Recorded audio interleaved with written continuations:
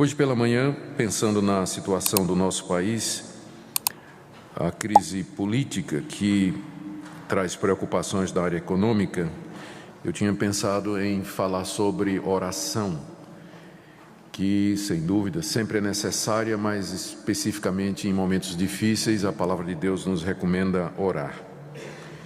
E com essa intenção em mente, eu queria convidá-los comigo a estudar a oração que o Senhor Jesus nos ensinou, que é a oração do Pai Nosso, que está em Mateus capítulo 6. Nós vamos do verso 5 até o verso 15. Mateus capítulo 6, de 5 a 15. Vamos ler o texto, ele vai servir de base para a nossa palavra nessa manhã. Palavras do Senhor Jesus. E quando orardes, não sereis como os hipócritas, porque gostam de orar em pé nas sinagogas e nos cantos das praças, para serem vistos dos homens. Em verdade vos digo que eles já receberam a recompensa. Tu, porém, quando orares, entra no teu quarto, e fechada a porta, orarás a teu Pai que está em secreto. E teu Pai que vem em secreto te recompensará. E orando, não useis de vãs repetições como os gentios, porque presumem que pelo seu muito falar serão ouvidos. Não vos assemelheis, pois, a eles, porque Deus, o vosso Pai, sabe do que tendes necessidade antes que lhe peçais. Portanto, vós orareis assim: Pai nosso que está nos céus, santificado seja o teu nome, venha o teu reino, faça-se a tua vontade, assim na terra como no céu. O pão nosso de cada dia dá-nos hoje, e perdoa-nos as nossas dívidas, assim como nós temos perdoado aos nossos devedores. E não nos deixes cair em tentação, mas livra-nos do mal, pois teu é o reino, o poder e a glória para sempre. Amém. Porque se perdoardes aos homens as suas ofensas, também vosso Pai Celeste vos perdoará. Se, porém, não perdoardes aos homens as suas ofensas, tampouco o vosso Pai vos perdoará as vossas ofensas. Vamos orar. Senhor, nós estamos diante da oração que o Senhor nos ensinou e pedimos que o Senhor nos ajude a compreendê-la. Estamos assentados aos teus pés, querendo ouvir de ti, querendo aprender contigo. E pedimos que pelo teu Espírito Santo ilumines nosso entendimento e guies a nossa mente e coração à obediência das palavras que o Senhor nos deu. Desperta em nós o desejo de orar sempre, em todo o tempo, e orar da forma correta, por amor do teu nome. Amém. Essas palavras que nós acabamos de ler, elas fazem parte das instruções que Jesus estava dando aos seus discípulos, naquilo que nós chamamos de o Sermão do Monte. No início do seu ministério, ainda na Galileia, Jesus já tinha feito discípulos. A essa altura os 12 já estavam com ele, e afora os 12 havia uma multidão de pessoas que estavam seguindo a Jesus, alguns impressionados com os milagres que ele fazia, outros indagando se ele seria aquele Messias tão esperado. De uma forma ou de outra, havia sempre uma multidão acompanhando Jesus, além dos seus discípulos. A uma certa altura, ele vendo a multidão, ele sobe a um monte. Esse monte, na geografia da Palestina, nós não temos muita certeza onde ele é. Só que ele faz isso estrategicamente na posição em que ele fica acima da multidão, e ele então se dirige aos seus discípulos, particularmente, embora com certeza a multidão também devia estar ouvindo, e ele começa a dar instruções a respeito do reino de Deus. Ele começa falando das bem-aventuranças. Felizes são aqueles que temem a Deus, que têm um coração humilde, aqueles que são puros de coração. Depois ele fala a respeito dos mandamentos de Deus. Vocês ouviram que foi dito: não matarás, não adulterarás. Ele explica esses mandamentos, e aí começa a falar a respeito de como os seus discípulos deveriam exercer 3 aspectos importantes da vida prática dos seguidores do reino, que é a questão do dar esmolas, orar e jejuar. E é nesse contexto, então, que ele nos deu aos discípulos essa que é a oração mais famosa do mundo, a famosa oração do Pai Nosso, que eu sei que quase todo mundo aqui deveria ser capaz de dizer de cor, mas eu não vou fazer esse teste com vocês, não. Mas é a oração mais conhecida de toda a cristandade. Ela é precedida de duas orientações de Jesus sobre a maneira de orar. Ele vai primeiro dizer aos discípulos: quando vocês orarem, evitem duas coisas. A primeira, a hipocrisia, e segunda, a vã repetição, que é baseada num conceito errado a respeito do Pai. Em seguida ele diz pelo que orar. E aí é a oração propriamente dita, que ele divide também em duas partes. Os 3 primeiros pedidos têm a ver com o reino de Deus e os 3 últimos pedidos têm a ver conosco, e essa sequência é muito instrutiva. E ele termina colocando uma condição: se nós não perdoarmos as pessoas, então Deus também não vai ouvir a nossa oração. A maneira como nós tratamos as pessoas vai determinar a eficiência das nossas orações. Então esse é o tema da nossa aula, nossa mensagem nessa manhã. Meu objetivo é mostrar aos irmãos, despertar nos irmãos o desejo de orar sempre, confiar de que Deus responde às orações e também mostrar qual é a maneira correta de nós orarmos. Orar, embora seja alguma coisa que todos os cristãos fazem, mas não é uma coisa natural para nós. É necessário uma certa disciplina, é necessário uma certa determinação para que nós oremos da maneira como Deus nos ensinou. Eu sei que na hora do aperto, cada um ora do jeito que sabe e pode, não é? E Deus, na sua misericórdia, nos atende, porque o Espírito Santo intercede por nós e Jesus é o nosso mediador. Mas normalmente nós deveríamos orar de acordo com aquilo que Deus nos ensinou, de acordo com aquilo que Ele nos instrui. E esse então é o objetivo da nossa palavra nessa manhã. Vamos começar então com as condições, aliás,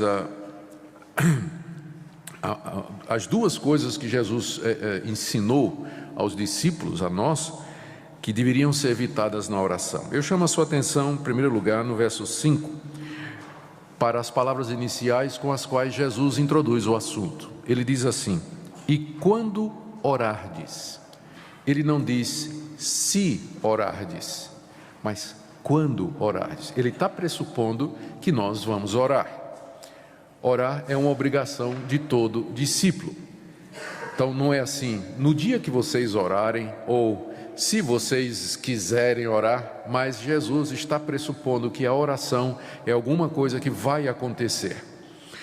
Não há no Novo Testamento nenhuma orientação sobre o tempo da oração. A Bíblia não diz quanto tempo a gente tem que orar. 5 minutos, 10 minutos, 1 hora, meia hora. A Bíblia não fala sobre isso. A única coisa que o Novo Testamento nos ensina é que nós devemos, com relação ao tempo, é que nós devemos orar sem cessar. Ou seja, a oração tem que ser alguma coisa constante na vida do crente. Alguns oram 5 minutos, 10, 15, outros oram 1 hora. Eu acredito pessoalmente que quanto mais tempo nós tivermos com Deus, melhor. Para, com calma diante dEle, abrir nosso coração, trazer as necessidades das pessoas, as nossas necessidades, mas o que nós não podemos fazer é dizer que somente se você orar 1 hora por dia é que você é uma pessoa de oração. Nós não podemos fazer isso porque a Bíblia não faz isso. O que a Bíblia diz é que você tem que orar sempre, no carro, em casa, na cozinha, na universidade, na escola, no seu trabalho, onde você estiver, você tem que estar em atitude de oração, espírito de oração, aberto diante de Deus, em comunhão com Ele. E durante o dia você pode estar falando com Deus assim, orações pequenas, tipo assim: Senhor, esse cara acaba de me trancar aqui, né? Quase que bate no meu carro, eu oro pela vida dele. Em vez de soltar um palavrão, né, contra aquele cidadão, né, você pode passar o dia inteiro sobre isso. Você está lá na cozinha preparando o almoço, você diz: Senhor, eu sei que lá na igreja fulana de tal está passando por necessidade, não tem o que pôr na mesa, e eu estou aqui com essa fartura, eu quero orar por ela nesse instante, Senhor, e já que o Senhor tocou meu coração, eu também vou levar alguma coisa para ela, ou vou dar uma contribuição para ela. tem motivo para oração o dia inteiro, para você passar o dia todo antenado com Deus, em comunhão com Ele, ligado com Ele, Deus fazendo parte do seu dia a dia. Isso é o que a Bíblia ensina: orai sem cessar. Agora, você pode querer tirar um momento separado, a sós com Deus, com sua esposa, com sua família, enfim, ou com seus amigos, ou na igreja, específico para a oração.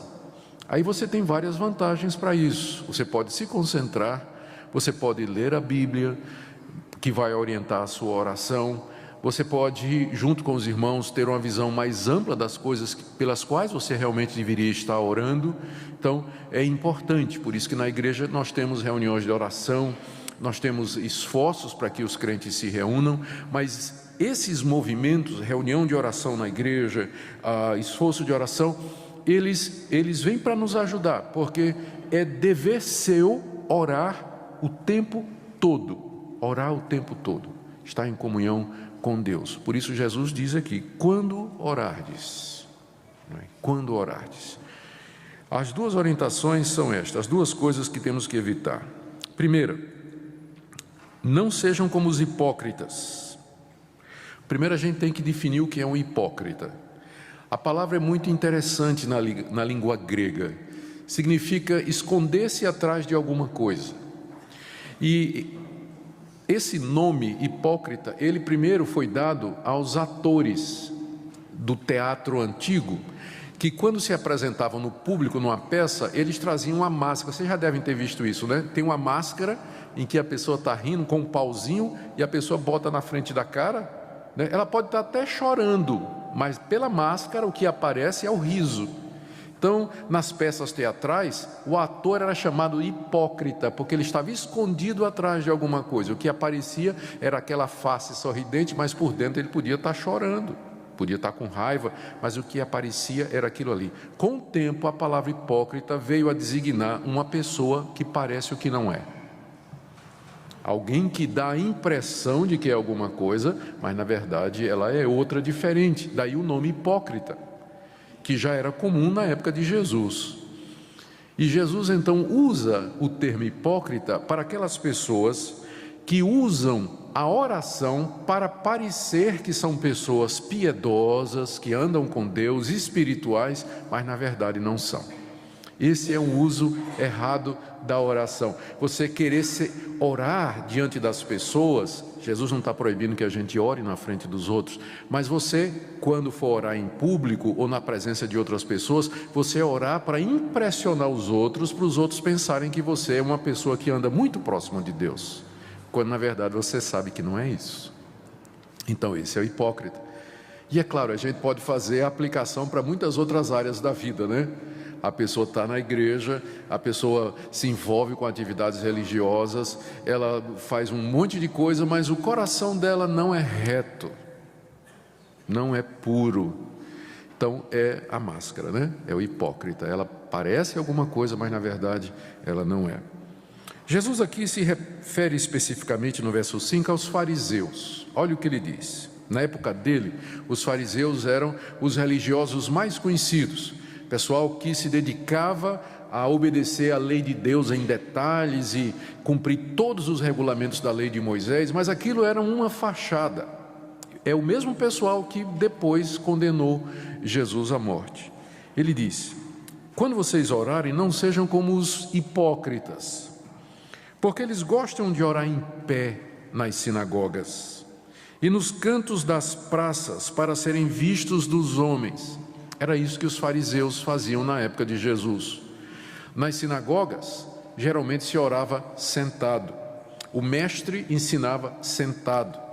E na hora, quando um fariseu era convidado para orar, vou pedir ao irmão fariseu, que agora nos dirige a Deus em oração, o fariseu, em vez de orar lá do seu cantinho, ele ficava em pé, ó Deus. Aí fazia aquela, e todo mundo ficava olhando. Puxa, esse cara sabe orar mesmo. Esse deve ser um grande homem de Deus. Hipócrita, coisa nenhuma. Aquilo era show para aparecer diante dos homens. Ou então, na praça, já que o judeu, na lei de Moisés, estava dito que o judeu tinha que orar 3 vezes por dia. Quando chegava a hora de orar, está dizendo aqui, o fariseu chegava na praça no canto da praça, aquela parte mais exposta, né, na quina, que é de esquina, né, no cruzamento, ele ficava em pé, dava uma olhada para ver se tinha alguém olhando, e aí ele começava a orar publicamente ali naquele local mais visível para chamar a atenção das pessoas. Jesus diz, isso é hipocrisia. Você não pode usar o cristianismo, a oração especialmente, como um meio de se promover, para que as pessoas pensem que você é espiritual. Por isso nós precisamos ter muito cuidado quando a gente lida com essas questões. Qual a motivação? Jesus não está proibindo aqui que você ore em público, mas você tem que lembrar que a oração é dirigida a Deus.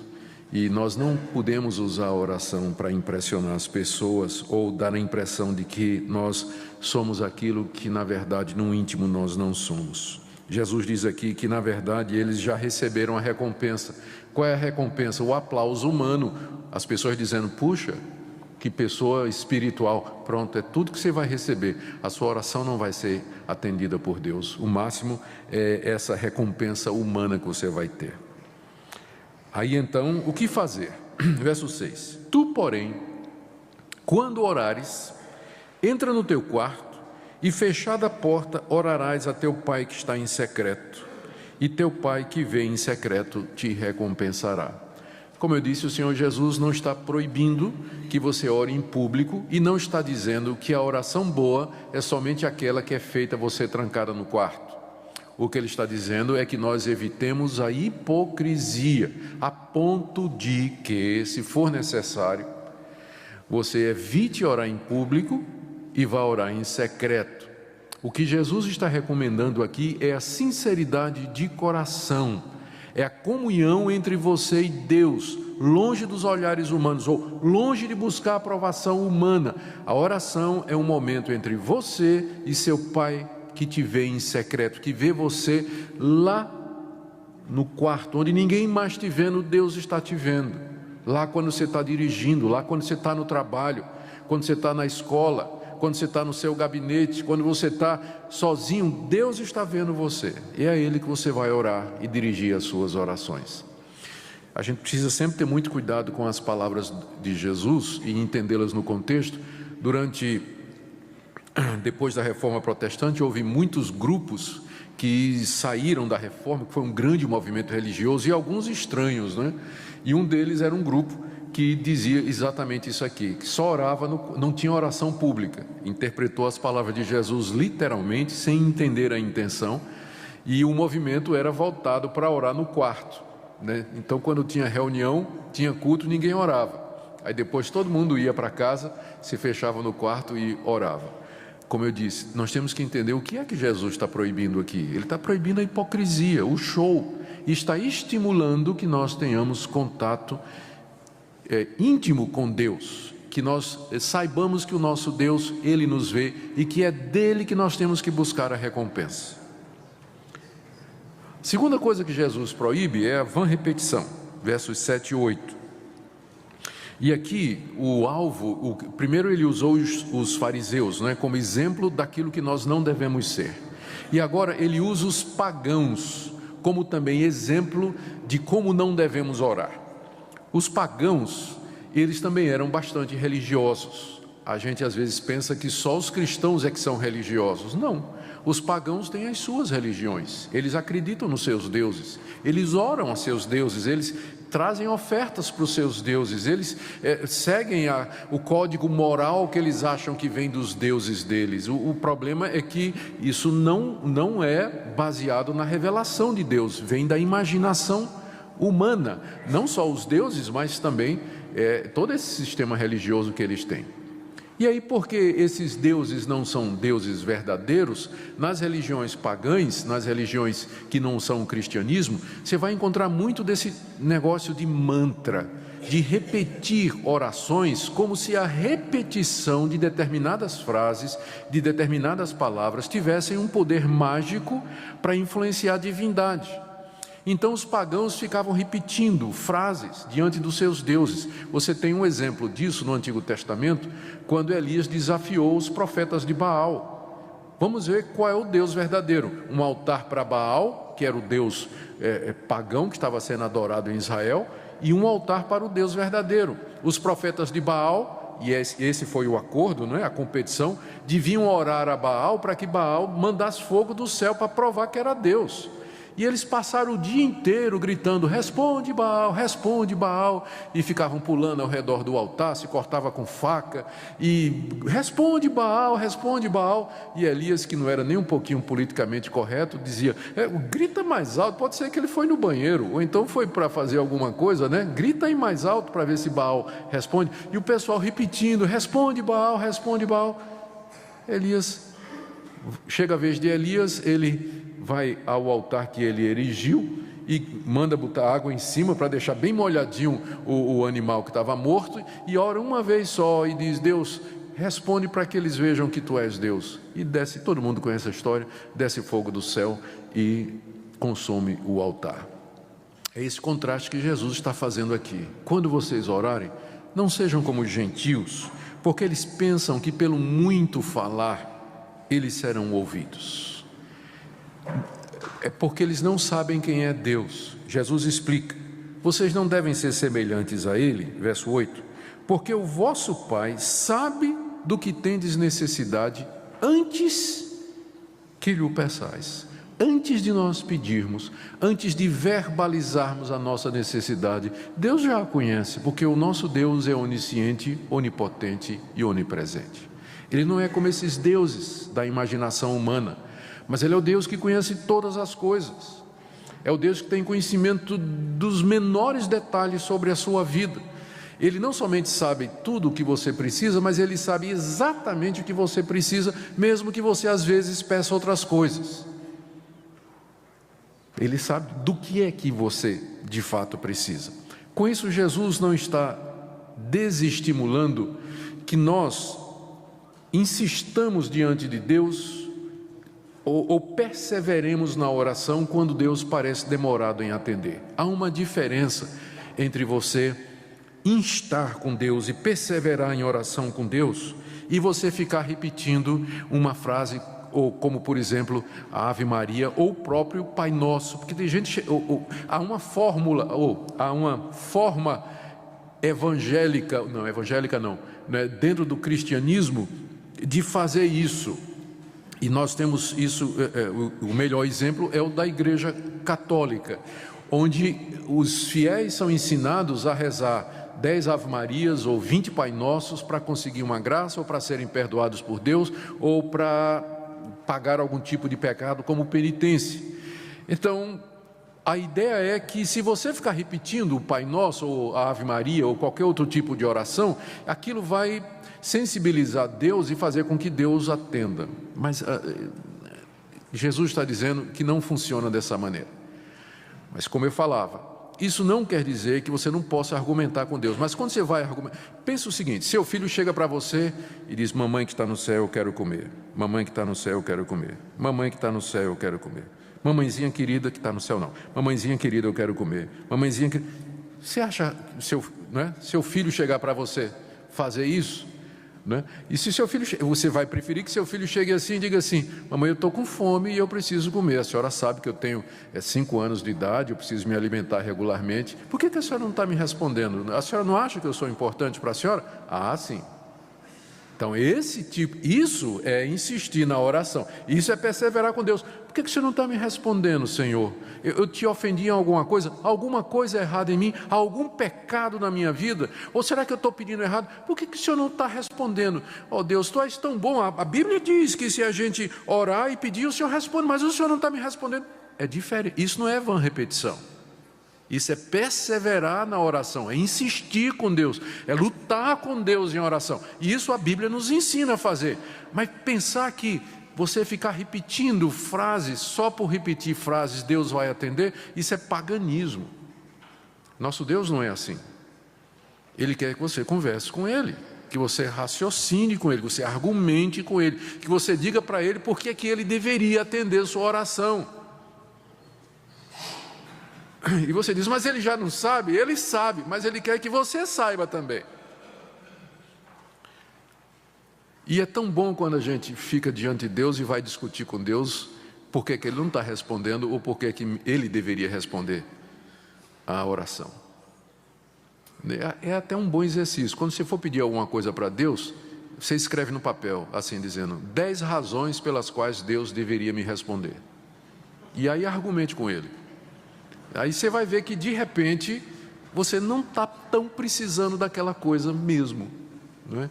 Que às vezes nós levamos a Deus necessidades que não são necessidades e que nós podíamos passar muito bem sem aquelas coisas que nós estamos pedindo. Então Jesus coloca duas coisas que devem ser evitadas quando a gente for orar. A primeira é a hipocrisia, a gente usar a oração para parecer aquilo que nós não somos, e segundo, o uso das vãs repetições, quando nós deveríamos, na verdade, sabendo que Deus nos conhece, nós deveríamos argumentar com Ele e perseverar, o que é bastante diferente. Na segunda parte da instrução de Jesus, essa foi a primeira. Na segunda parte, Ele nos diz pelo que devemos orar. Pelo que nós devemos orar. E então Ele nos dá um modelo do Pai Nosso.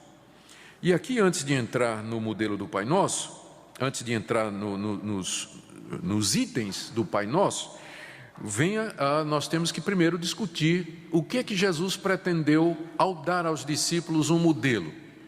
Quando Ele deu esse modelo, Ele estava querendo dizer que nós podemos pegar essa vai ser a oração padrão que nós vamos fazer todo dia, que ao acordarmos todo dia, nós vamos dizer, Pai nosso que estás no céu, santificado seja o teu nome, venha a nós o teu reino. É isso que nós temos que fazer, e quando formos dormir, por exemplo, a oração antes de dormir é essa mesma, Pai nosso que estás no céu, santificado. É isso que Jesus quis dizer, é um padrão, um modelo para nós. Algumas pessoas entendem que sim. E, através da história do cristianismo, como eu disse, há movimentos, não é? Que usam o Pai Nosso como sendo a oração. Pessoas que só sabem orar o Pai Nosso. E se você disser assim, em vez de orar o Pai Nosso, conversa com Deus, fala com Ele livremente.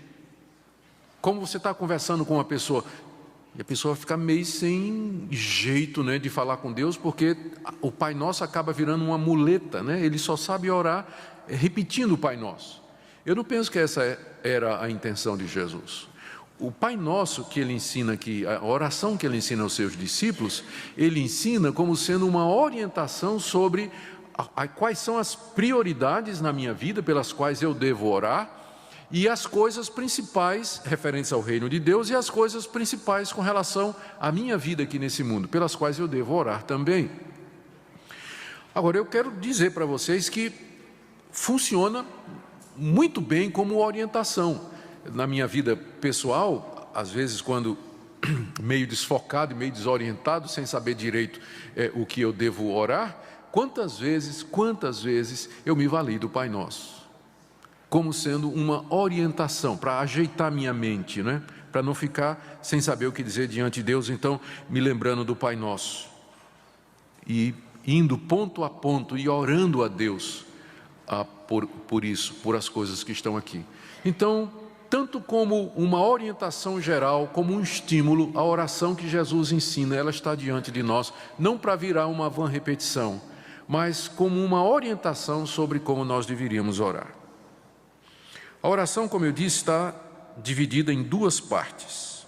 3 pedidos relacionados com o reino de Deus e 3 pedidos relacionados com a nossa vida. Nós vamos então ver cada um deles. No verso 9, Jesus nos ensina a orar, primeiro nos dizendo de que maneira nós devemos nos dirigir a Deus. Quando orardes, verso 9, vós orareis assim, Pai nosso que está nos céus. Aqui, Jesus nos ensina a quem nós estamos dirigindo a oração. Primeiro, nós estamos orando a um Deus que é Pai. Deus é nosso Pai. Ele é o Deus que cuida de mim, é o Deus que me protege, é o Deus que me ama, é o Deus que me aceitou como filho. Eu não sou filho de Deus por natureza, nenhum de nós nasce filho de Deus. Nós somos adotados por Deus mediante Jesus Cristo. Então, só essa palavra Pai no início já nos lembra a quem nós estamos orando. se Ele me adotou, se Ele me aceitou na sua família, se Ele, à semelhança de um pai humano, cuida de mim e provê para mim, está preocupado comigo, eu então me sinto encorajado a me dirigir a Ele e colocar diante dEle as minhas orações e os meus pedidos. O Deus a quem eu oro, Ele é Pai.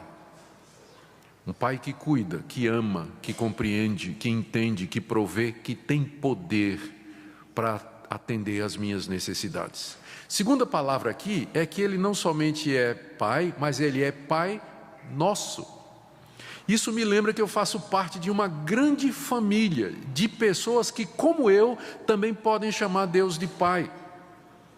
Eu sou um dos filhos desse Deus e há milhões de outros ao redor do mundo que talvez naquele mesmo momento estão se dirigindo ao nosso Pai com pedidos, súplicas e anseios. Ele é o Pai nosso. Eu sempre gosto eu gosto de pensar nisso para nos lembrar desse aspecto coletivo.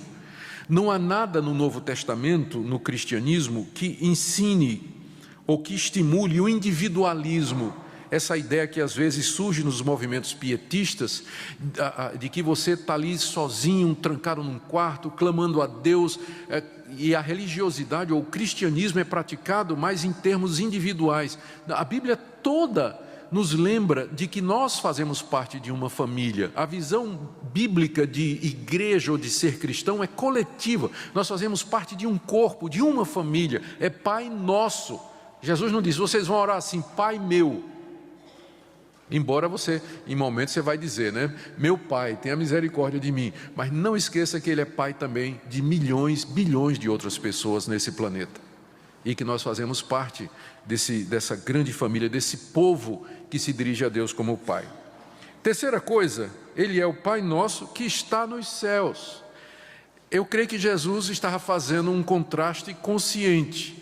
Ele é Pai, mas Ele é o Pai celeste. Ele é distinto dos pais humanos. Os pais humanos, por melhores que sejam, eles são falíveis. Eles erram na criação dos seus filhos, na educação dos seus filhos. Eles não têm recursos, às vezes, para cuidar das necessidades reais dos seus filhos. Mas o Pai que está nos céus, Ele é infalível, Ele é todo-poderoso, Ele é todo-amoroso. Ele é distinto dos pais humanos, porque Ele é o Pai celeste. Ele é completamente outro nesse sentido. A figura do Pai é usada, então, para ilustrar o que Deus é e para nos encorajar a nos dirigir a Ele. Ele é tudo de bom que um pai terreno tem e sem nenhum dos defeitos que o pai terreno tem. Esse é o Pai ideal. Então Ele é o Pai que está nos céus e por isso nós podemos chegar diante dEle. Bom, 3 pedidos então. Os 3 primeiros pedidos têm a ver com Deus. Jesus nos ensinou a orar, primeiro, santificado seja o teu nome, segundo, venha o teu reino, terceiro, faça-se a tua vontade. E só depois é que Ele diz, dá-nos o pão de cada dia, perdoa as nossas dívidas e não nos deixes cair em tentação. Então, a ordem em que Jesus colocou os pedidos, ela é instrutiva, porque Jesus nos ensina a orar primeiro pelo reino de Deus, pelas coisas referentes ao reino de Deus, ao nome de Deus e à vontade de Deus. Só depois é que vem os pedidos de pão, perdão e proteção. Como eu disse, é instrutivo essa sequência, porque mostra que o alvo primário da nossa vida é a glória de Deus, o reino de Deus acima das nossas necessidades. E eu queria que você agora fizesse uma análise da sua vida de oração. Quando você vai orar, você pede pelo quê? Não precisa responder, posso responder por você? Geralmente é por alguma necessidade sua. Você vai pedir por alguma coisa. Deus, eu estou angustiado, me dê paz. Deus, eu estou preocupado com a situação do Brasil, por favor, me livre. Deus, estou passando necessidade financeira. Deus, eu estou doente, peço. Não tem nada errado de você fazer isso. O problema é que não foi assim que Jesus ensinou. Ele disse que isso vem no final da oração, antes de pedir pela sua saúde, pelas suas necessidades, antes de você pedir por qualquer coisa pessoal sua, você devia pensar nas coisas do reino de Deus, pensar em Deus, na sua vontade e no seu nome. Sabe por que Jesus ensinou a gente nessa sequência? Para evitar o egoísmo. Lembra o que Tiago diz no capítulo 4? Vocês pedem e não recebem porque vocês pedem mal, para gastar nos seus deleites e prazeres. Às vezes nós usamos a oração como um meio de tentar convencer a Deus de nos fazer felizes, quando o alvo primário da oração não é necessariamente esse, mas de buscar a glória de Deus e ver o reino de Deus avançando. Por exemplo, primeira petição: santificado seja o teu nome. Deus já é santo. Então, o que é que significa santificado seja o seu nome? Quer dizer, Deus, que o teu nome seja santificado na minha vida, na minha família, no meu trabalho, que eu viva de tal maneira que o teu nome seja conhecido, glorificado, que as pessoas olhem para mim e digam: o Deus desse homem, o Deus dessa mulher é de fato um Deus santo. Porque olha a maneira como ele vive, como ela se conduz, de maneira santa, de maneira justa, reta, pura. Então, esse Deus é um Deus, o nome desse Deus é santo. É isso que esse primeiro pedido quer dizer. Que o nome de Deus seja glorificado na sua família, no seu casamento, nos seus relacionamentos, no seu trabalho, nos seus estudos, na sua profissão, em tudo que você é e tudo que você faz. É esse desejo de que a glória de Deus esteja sobre tudo o que você fizer aqui nesse mundo. Primeira petição: santificado seja o teu nome. Ó Deus, que o teu nome seja santificado na minha igreja, na minha vida, no meu trabalho, na minha família, nos meus filhos. Faz com que eu viva de tal maneira em todas estas áreas que todos percebam que tu és santo. Que pelas obras que eu faço, pelas decisões que eu tomo, eles percebam que há um Deus e que esse Deus é verdadeiro. Segunda petição: venha o teu reino. Deus tem um reino e esse reino já está presente, mas ele ainda não veio na forma completa. Ele virá quando Jesus Cristo retornar. A segunda petição tem a ver com a expansão do reino de Deus no mundo. Senhor, que teu reino venha para esse mundo. Que a tua obra seja completa aqui, que tu sejas conhecido no mundo todo. E aqui é um bom momento para orar pela obra missionária. Venha o teu reino através da pregação do Evangelho nesses países distantes. Venha o teu reino aqui em Goiânia, através do meu testemunho, através da minha igreja. Venha o teu reino nesse país que tanto precisa te conhecer. A segunda petição tem a ver pela expansão do reino de Deus no mundo.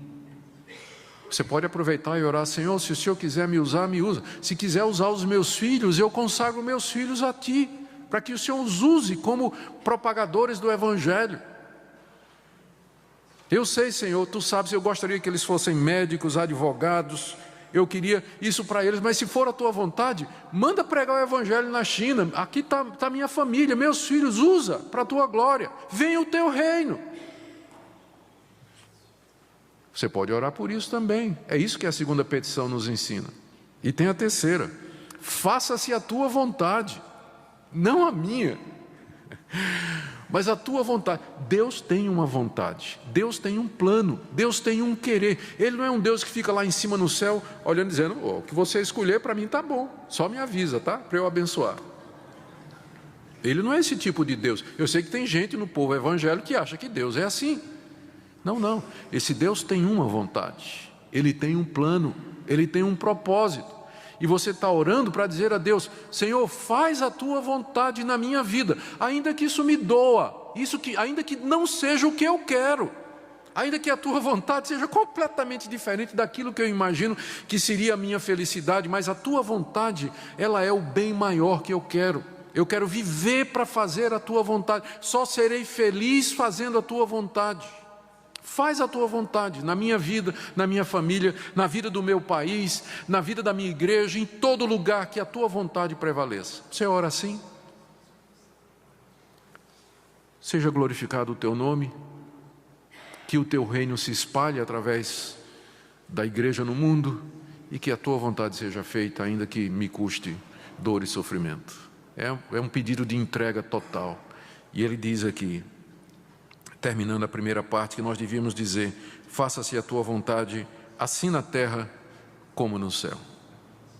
assim na terra como no céu. Com isso ele está querendo dizer que no céu a vontade de Deus já está sendo cumprida plenamente pelos anjos e pelos homens redimidos, glorificados, que agora estão na presença de Deus, louvando a Deus e dando a Ele a glória que lhe é devida. Da mesma forma que Deus é adorado, servido, glorificado e reconhecido nos céus, que Ele seja na terra.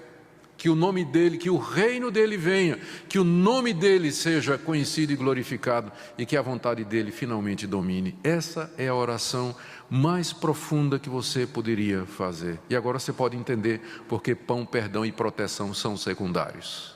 Eles vêm depois, na sequência que Jesus está ensinando. Está aí, a partir do verso 11, Jesus então diz, agora vocês podem orar, depois que vocês orarem assim, agora vocês podem orar pelos pedidos de vocês.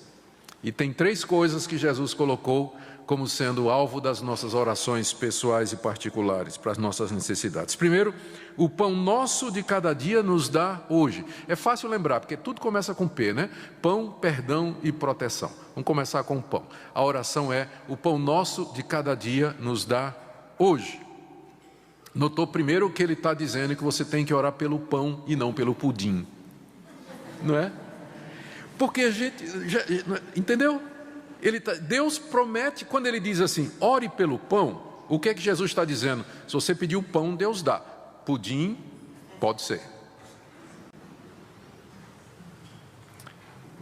O ponto de Jesus é, se você pedir o pão, então, se Ele nos ensina a pedir o pão, é porque Deus está disposto a dar o pão. O pão representa o alimento mais básico, mais fundamental. Com isso Ele quer dizer, você pode pedir pelas suas necessidades básicas. Aquilo que passa do pão, até a manteiga, né?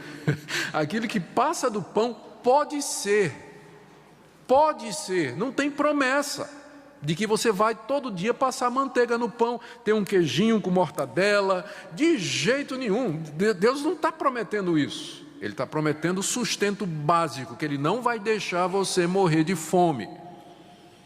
Agora, que você vai ter uma mesa farta, bonita, cheia de variedade, todo tipo de carne, comer churrasco e tudo mais, isso aí é graça.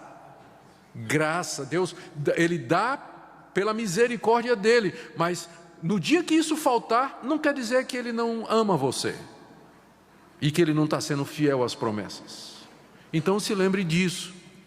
Segunda coisa que você tem que notar aqui, que é muito instrutivo, é que Ele está dizendo, o pão nosso de cada dia nos dá hoje. Jesus não ensina você a orar pelo pão de amanhã, mas pelo de hoje. Como que dizendo assim, você tem que orar isso todo dia. E Deus não vai dar hoje o pão de amanhã. Ele se compromete com o que Ele disse, basta a cada dia o seu mal, um por um, viver um dia de vez. Esse é o compromisso de Deus. Ele pode nos dar hoje, mas o amanhã está na mão dEle. Então Ele nos ensina a pedir o pão para o dia, com o objetivo de dizer, o futuro está nas minhas mãos, eu vou cuidar de você, confia em mim, confia em mim, confia em mim.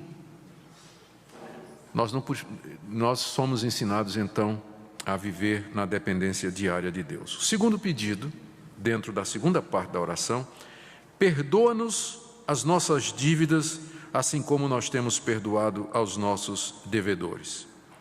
Embora a palavra dívida é comumente usada no Novo Testamento para dívida financeira, você está devendo dinheiro, mas aqui é usado figuradamente para a nossa dívida diante de Deus, ou seja, o pecado é visto aqui, quando nós quebramos a lei de Deus, o pecado é visto como uma dívida que você contrai diante de Deus.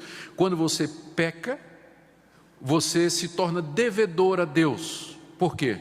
Porque você ofendeu a honra de Deus, você desobedeceu ao seu Criador, você entristeceu aquele que é o seu Pai e que tem uma vontade e que é santo, como a primeira parte da oração diz.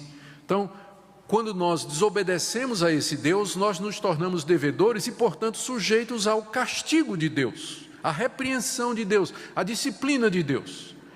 E como nós não podemos pagar os nossos pecados, nós não podemos pagar pelas nossas boas obras, nós não podemos pagar com o nosso dinheiro, nós não podemos pagar dando dízimo, nós não podemos pagar fazendo longas orações, nós não podemos pagar nos retalhando e derramando o nosso sangue. Então só resta uma opção quando você peca, é você chegar diante de Deus e dizer: Deus, me perdoa, eu não posso pagar os meus pecados, eu errei, estou em dívida para contigo, não tem nada que eu possa fazer, a não ser te pedir perdão, que o Senhor me perdoe. É isso que Jesus está ensinando: perdoa as nossas dívidas, porque você não tem como pagá-las. Por isso só lhe resta pedir a Deus que Ele lhe perdoe, que Ele tenha misericórdia de você. O mesmo Deus que disse que lhe daria o pão, é o mesmo Deus também que vai lhe dar o perdão. E se Jesus nos ensina a orar assim, é porque Deus está disposto a perdoar cada um de nós que chega diante dEle, nessa atitude de quebrantamento, humildade e arrependimento. Só que Jesus aqui coloca, depois de nos ensinar a pedir perdão pelas nossas dívidas, Ele coloca uma espécie de condição que Ele vai repetir no final, quando Ele termina de explicar o que é a oração. Ele diz: perdoa-nos, assim como nós temos perdoado aos nossos devedores. Puxa vida, e agora, hein? Você chega diante de Deus e diz assim: Deus, eu venho pedir perdão pelos meus pecados. E Deus diz: e Maria, que você não perdoou? E Maria, e João, contra quem você está ressentido e com quem você já não fala há vários dias? E fulano de tal, que você não quer nem ver a pessoa, nem falar com a pessoa. Como é que você está aqui me pedindo para eu lhe perdoar, quando você não perdoou as pessoas que lhe ofenderam? E você continua sem falar com elas, você não quer ouvir falar do nome delas, você não quer nenhum relacionamento com elas, e você tem a cara de pau de chegar aqui e pedir que eu lhe perdoe? É mais ou menos isso aqui, a cena que eu imagino que Jesus está descrevendo, quando Ele diz: perdoa as minhas dívidas, como eu também perdoo aqueles que me ofenderam e que estão devendo a mim, que de alguma forma me feriram ou me machucaram. Em outras palavras, Jesus está condicionando, e eu quero ser bem claro aqui para não dar ideias erradas, Jesus está condicionando o perdão de Deus a você perdoar as pessoas.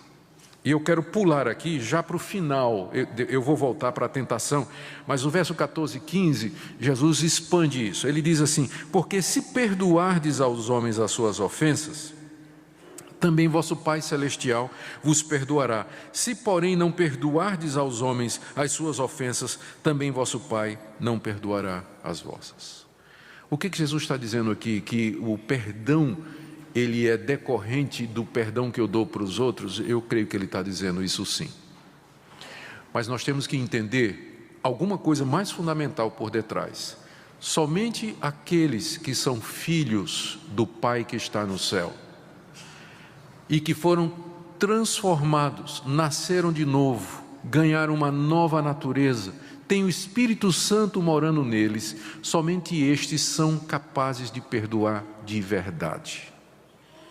Portanto, o perdão, não é que o perdão que você dá a uma pessoa garante o perdão que você vai receber de Deus, mas o fato de você perdoar quem lhe ofende ou quem lhe entristeceu é uma prova de que você é filho de Deus e que está perdoado por Ele e que vai receber o perdão de Deus.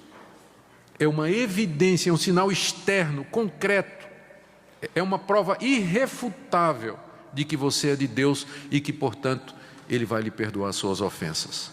Não é que o perdoar em si garanta o perdão de Deus, mas o perdoar mostra que você já é de Deus, porque só pessoas que foram nascidas de novo, regeneradas, têm o Espírito Santo, são capazes de dominar a natureza pecaminosa e perdoar aqueles que ofendem. Portanto, o perdão é uma expressão clara do novo nascimento. Fazendo agora, dando ré, fazendo isso de ré agora. Pessoas que não conseguem perdoar quem os ofende estão demonstrando que nunca foram perdoadas por Deus, que nunca nasceram de novo. Pessoas que guardam mágoa, ressentimento. Uma vez, faz muitos anos, eu estava lidando com o caso de uma separação em que a mulher foi muito machucada pelo marido. Mas ela se professava crente, o marido não. Ela se professava crente em Jesus Cristo. Eles se separaram e conversando alguns anos depois com ela, perguntando como estava a vida dela e tudo mais. E quando toquei na questão do marido, ele disse: isso aí eu não perdoo, pastor. Eu vou levar essa mágoa no caixão comigo, mas eu não perdoo o que esse homem fez comigo. Eu disse: e aí quando a senhora morrer, a senhora vai ter uma surpresa. Se a senhora levar isso para o caixão, a senhora está pensando que vai para o céu, para a presença de Deus. Quando a senhora morrer, a senhora vai ter uma surpresa. E eu digo a mesma coisa a todos nós. Se você levar para o caixão, você está dizendo ao mundo que você nunca foi de fato perdoado por Deus, que você nunca de fato experimentou o perdão de Deus. Porque essa é a história que Jesus vai contar mais adiante. Lembra da parábola do credor incompassivo? Daquele homem que foi perdoado uma nota e depois não quis perdoar aquele que lhe devia 10 contos. O rei ficou furioso, o rei que o tinha perdoado ficou furioso e o lançou na prisão até que ele pagasse tudo. Gente, isso aqui é coisa muito séria. Veja como a vida de oração, ela está pendurada nesse relacionamento com as outras pessoas. E eu queria que você pensasse nisso nessa manhã. Por que será que minhas orações, a minha vida de oração, talvez não é tão eficiente? Por que eu não vejo respostas? Por que eu não tenho essa intimidade toda com Deus? Por que eu estou me sentindo culpado o tempo todo? É meio nebuloso meu relacionamento com Deus. Eu peço que você pare e examine o seu relacionamento com outras pessoas. A questão do perdão. Não estou dizendo que você tem que viver de braço dado com todo mundo que lhe magoou. Não é isso que eu estou dizendo. Porque definitivamente tem situações em que não dá para caminhar juntos, mas isso é outra coisa. É você não ter nada mais, é você estar livre para aquela pessoa no seu coração. É você estar livre no coração. E eu já descobri na minha vida que isso é uma decisão que você toma. Tem gente que fica esperando assim: eu vou esperar sentir vontade de perdoar. Mas perdão não é um sentimento, perdão é uma decisão. Perdão é a decisão que você toma. É você chegar diante de Deus e dizer assim: Deus, eu perdoo fulano agora. Em nome de Jesus, ele está perdoado. Você está sentindo raiva do cara. Irrelevante. É uma decisão. Senhor, eu perdoo, ele está perdoado. A partir de agora, eu vou tratar essa pessoa como se ela nunca tivesse me ofendido. Isso significa que eu vou falar com ela, que eu vou orar por ela. Se ela precisar de alguma coisa, eu vou dar. Não quer dizer que eu vá morar na casa dela, mas eu vou tratar como se ela nunca tivesse me ofendido. É isso que é perdoar. É isso que é perdoar. Se não perdoardes aos homens as suas ofensas, também vosso Pai Celeste não vos perdoará. Voltando agora para a oração, para a última parte, eu vou terminar. Jesus nos ensinou a pedir 3 coisas por nós: pão, já falei, perdão, acabo de falar, e tentação. E proteção, desculpa. Verso 13. E não nos deixes cair em tentação, mas livra-nos do mal. A tentação aqui é uma referência, provavelmente uma referência a Satanás, porque a palavra mal pode ser traduzida como maligno, mas livra-nos do maligno. Ou talvez quando ele diz livra-nos do mal, não é? O mal aqui personificado na pessoa de Satanás, que tenta o cristão. O diabo e seus anjos, que nos tentam diariamente, procurando nos afastar de Deus, enchendo o nosso coração de mágoa e de ressentimento, não é? Dizendo na nossa cabeça: tu vai perdoar fulano e tal depois de tudo que ele fez, não é? Pode saber que perdoar não é fácil, porque tem um mal que está ao nosso redor. Talvez não sem razão, é que ele vem na sequência, depois de dizer perdoa as nossas dívidas, e não nos deixes cair em tentação. Qual seria a tentação? Não perdoar. Ficar ressentido, magoado, coração cheio de feridas a vida toda. Não nos deixes cair em tentação, mas livra-nos do mal, porque Ele é o nosso Deus. Ele é todo poderoso, Ele mantém Satanás na coleira. O diabo só nos tenta até um limite que Deus permite, Por isso eu digo, Senhor, não me deixa cair em tentação. E é um bom momento quando você está orando aqui, você lembrar quais são as áreas.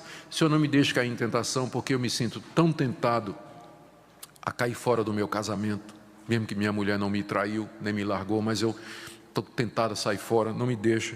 Senhor, eu estou tão tentado nessa crise financeira que nós estamos passando a entrar no desespero, fazer alguma coisa errada, não me deixa fazer isso. Senhor, eu estou tão tentado a viver me sentindo vítima e não me deixa. Você sabe quais são as suas áreas fracas. É um bom momento de você pedir a Deus, não me deixa cair nessas tentações.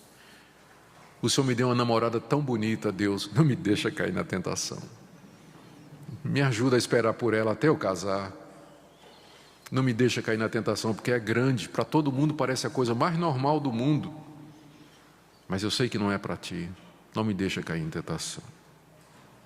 Senhor, eu estou doido para falar mal de fulano, mas não me deixa cair em tentação. Amarra minha língua, Senhor. Costura minha boca. Não vou falar mal. Não me deixa cair em tentação. E Jesus nos ensina a terminar dizendo: pois teu o reino, o poder e a glória para sempre. Amém.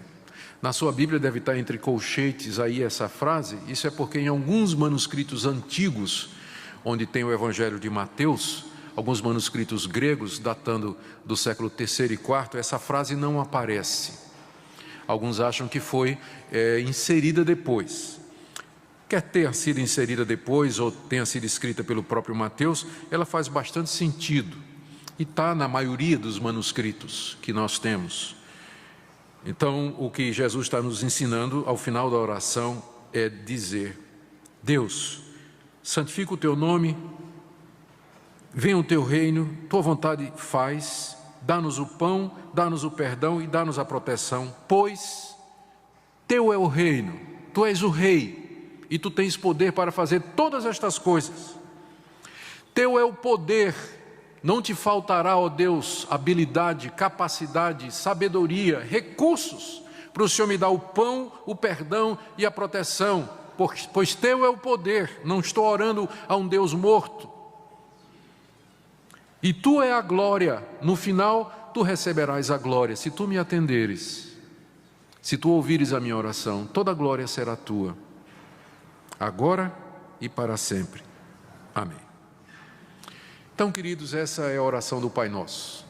E nós encerramos aqui com algumas aplicações práticas. Primeiro, como eu disse, eu não conheço um modelo melhor para orar.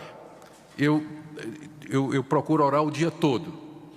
Algumas vezes, eu tento diariamente ter um tempinho para orar. Ler a palavra, estou lendo a vida de Elias agora e de Eliseu, sendo muito gostoso. E orando em cima do que eu estou lendo. Mas, com frequência, eu recorro ao Pai Nosso. E oro assim, aplicando a toda a minha situação. Quando, por exemplo, eu chego na parte, o pão nosso de cada dia nos dá hoje, eu me lembro da situação do Brasil. E oro pelo país. Oro por aqueles que estão sendo afetados pela crise na economia. E oro para que Deus nos lembre de que Ele prometeu o pão. E que nós temos tanta coisa, que nós poderíamos viver muito bem sem elas. Nós temos muito mais do que nós precisamos para viver. E que Deus nos ajude a não ficar angustiados, mas nos lembrar da provisão dEle. Eu costumo orar por isso quando chego aqui, aplicando as nossas necessidades. E eu queria recomendar você também a fazer isso. A usar a oração do Pai Nosso como um modelo para você se dirigir a Deus. Não adianta você ler a oração ou ficar repetindo a oração. Não vai fazer efeito, já vou lhe dizendo. Mas você pode usar como um modelo para se dirigir a Deus. E por último, a pergunta é: como está a sua vida de oração? Tem tido comunhão com Deus? O Pai Nosso que está nos céus, de quem é o reino, o poder e a glória, você tem se dirigido a Ele, colocado diante dEle as suas necessidades e as suas petições? Que Deus nos dê a graça, queridos, para sermos pessoas de oração e de termos comunhão constante com o nosso Pai, buscando o seu reino em primeiro lugar, e todas estas coisas, pão, perdão e proteção, serão acrescentadas, como Ele nos ensina.